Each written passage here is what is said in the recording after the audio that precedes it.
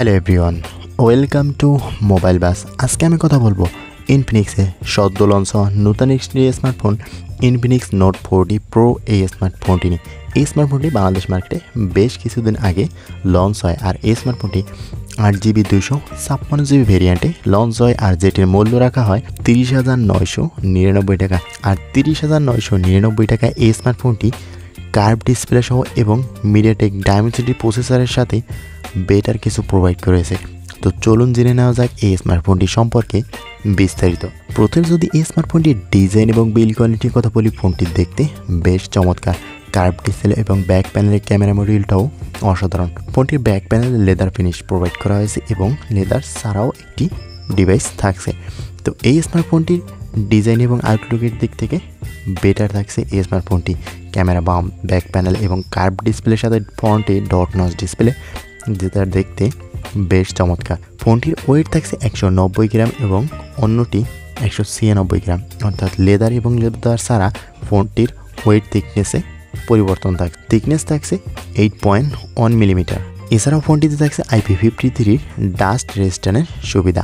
তো ওভারঅল ফোনটি বেটার থাকে। ফোনটির কালার হিসেবে থাকছে ভ্যান্টেজ গ্রিন এবং টাইটান গোল্ড কালারে, দুটি কালারই বেশ চমৎকার। ওভারঅল ফোনটির আউটলুক, ডিজাইন, বিল্ড কোয়ালিটি মোটামুটি বেশ চমৎকার থাকছে।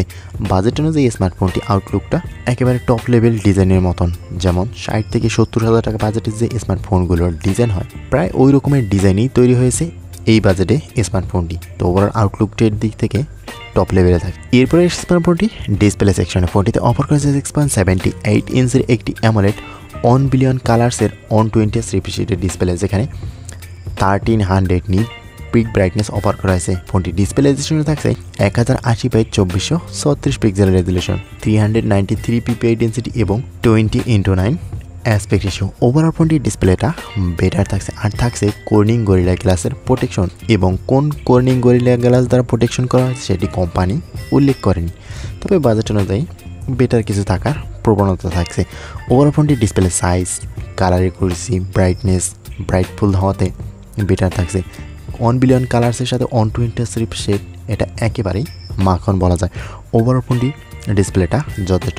কার্ভ ডিসপ্লে হতে দেখতে চমৎকার এবং ব্রাইটফুল হওয়াতে আউটডোর ইনডোর ইউজে বেশ কালার একুরেসি, ব্রাইটনেস পাওয়া যাবে, যেটা চমৎকার থাকছে। তো ভিডিও দেখাও চমৎকার। ওভারঅল বলতে গেলে এই স্মার্টফোনটির ডিসপ্লেটা এক কথায় টপ লেভেলের। এরপরে স্মার্টফোনটির ক্যামেরা সেকশনে ফোনটিতে অফার করা হয়েছে 108 মেগাপিক্সেলের মেইন ক্যামেরার সাথে একটি 2 মেগাপিক্সেল ম্যাক্রো লেন্স এবং 2 মেগাপিক্সেলের ডেপথ সেন্সর। তবে এই বাজারে স্মার্টফোনটিতে অবশ্যই একটি আলট্রাওয়াইড লেন্স প্রোভাইড করলে বেটার হতো, তবে এই জিনিসটা মিসিং থাকছে। তবে 108 মেগাপিক্সেল দিয়ে মোটামুটি চালিয়ে নেওয়া যাবে। ফ্রন্ট ফেসিংয়ে একটি 32 মেগাপিক্সেলের সেলফি শুটার প্রোভাইড করা হয়েছে। ওভারঅল ফোনটির ক্যামেরা সেকশন দিয়ে মেইন ক্যামেরা, ফ্রন্ট ক্যামেরা দিয়ে মোটামুটি ভালো ছবি তুলতে পারলেও এখানে আলট্রাওয়াইড লেন্স এবং ভিডিও রেকর্ডে এখানে 4K রেজলিউশনটা প্রয়োজন ছিল। 1080pর বদলি হিসেবে 4Kটা দিলে বেটার হতো এবং ইএসটা দিলে আরও ভালো হতো। ওভারঅল ক্যামেরা সেকশনে টুকিটাকি কিছুটা ঘাটতি থাকছে। এরপরে স্মার্টফোনটি পারফরমেন্স সেকশনে ফোনটিতে অফার করেছে মিডিয়াটেক ডায়মেনসিটি 7020 এর একটি 6 ন্যানোমিটার চিপসেট, যার সিপি হিসেবে থাকছে 2.2 GHz অক্টাকোর এবং জিপি হিসেবে থাকছে মালিজি 256। ফোনটিতে র্যাম হিসেবে থাকবে বাংলাদেশ মার্কেটে একটি ভেরিয়েন্ট 8GB 256GB, আর ফোনটি রান করবে XOS 14 এর সাথে অ্যান্ড্রয়েড 14।